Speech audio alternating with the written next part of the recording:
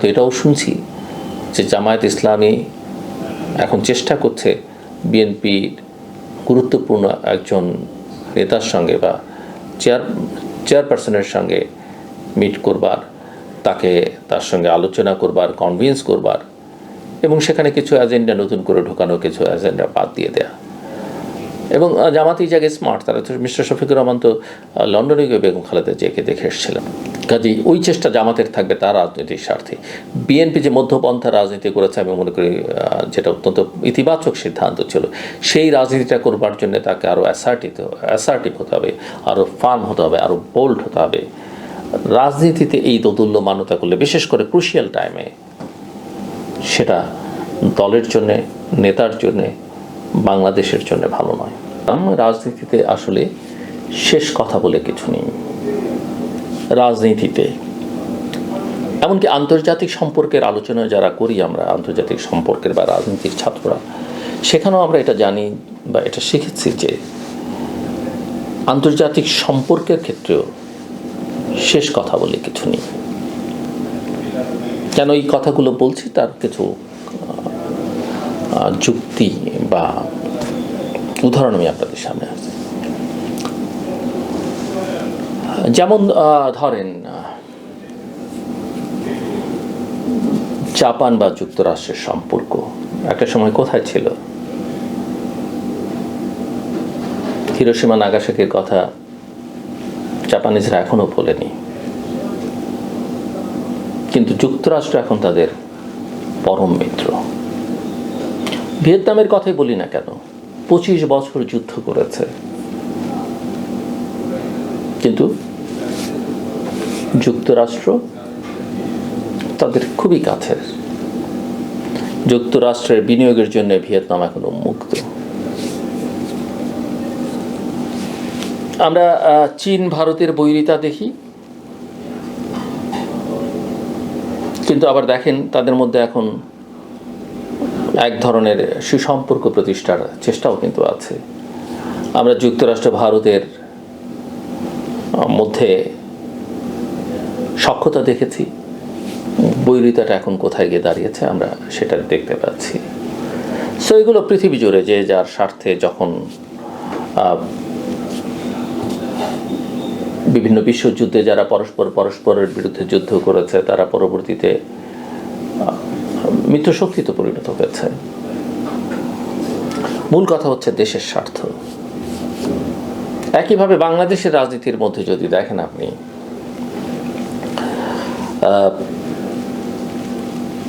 জামাত, Awami League historically তাদের কাছাকাছি থাকবার কোনো কারণ নেই, কিন্তু বিএনপির বিরুদ্ধে আন্দোলন করবার সময় জামায়াত, আওয়ামী লীগ, জাতীয় পার্টি একসঙ্গে আন্দোলন করেছে।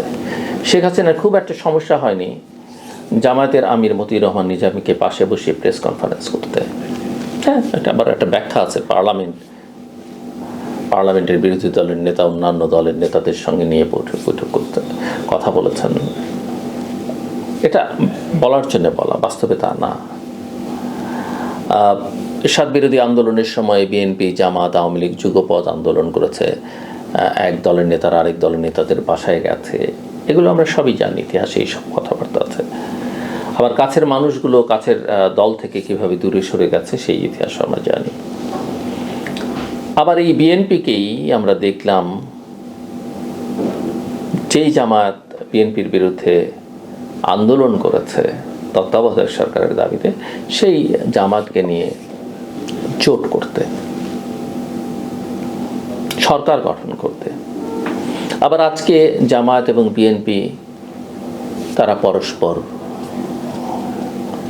মুখোমুখি। সো কে জানে ভবিষ্যতে, এবং এখন তো এই যে রটনা, এই যে ডাকসু ইলেকশন হলো, ছাত্রলীগ বা আওয়ামী লীগ সমর্থকরা কি ছাত্র শিবিরকে ভোট দিল কি না, করিডোরের আলোচনা আছে। আওয়ামী লীগ যদি নির্বাচন করতে না পারে, এখন পর্যন্ত যে অবস্থাতে না পারবারই কথা, তাহলে এরা কাকে ভোট দিবে? এরা কি বিএনপিকে দিবে? এরা কি জামাতকে দিবে? এরা কি জাতীয় পার্টির সুযোগ পেলে জাতীয় পার্টিকে দিবে এবং জাতীয় পার্টির মধ্যে তাদের মধ্য দিয়ে তাদের উত্থান হবে, পুনরুত্থান? এই আলোচনাগুলো চলছে। এই আলোচনাগুলো এই কারণেই চলছে বা হচ্ছে, শেষ পর্যন্ত কথা হচ্ছে ওটাই, স্বার্থ, দেশের স্বার্থ, দলের স্বার্থ, ব্যক্তি স্বার্থ।